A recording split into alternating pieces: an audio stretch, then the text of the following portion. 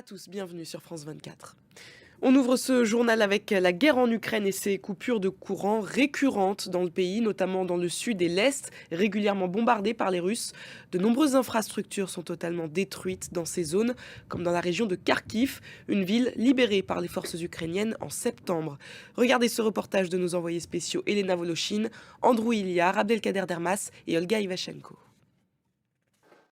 Et dans cette guerre, les forces ukrainiennes sont aussi aidées par des Russes, des soldats déserteurs ou de simples citoyens qui se battent au sein du bataillon de la Légion Liberté de la Russie.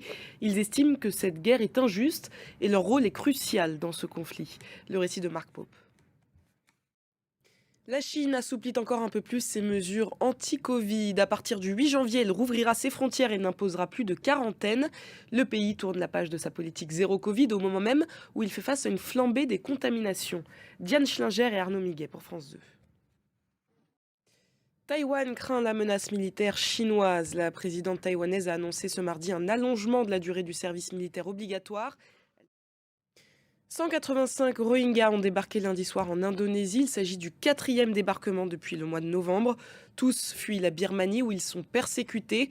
De nombreux réfugiés ont reçu des soins médicaux d'urgence. Le récit d'Alexandre Rondoa. Au moins 50 morts dus à la tempête glaciale aux États-Unis et ce bilan pourrait s'alourdir puisque cette tempête n'est pas terminée. 9 États américains ont été particulièrement touchés, parmi lesquels celui de New York. Le récit de Natacha Miret.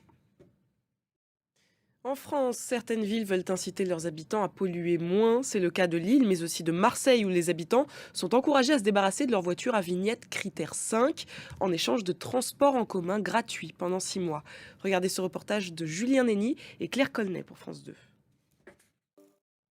Et c'est la fin de cette édition. Merci de l'avoir suivi. L'information continue sur France 24.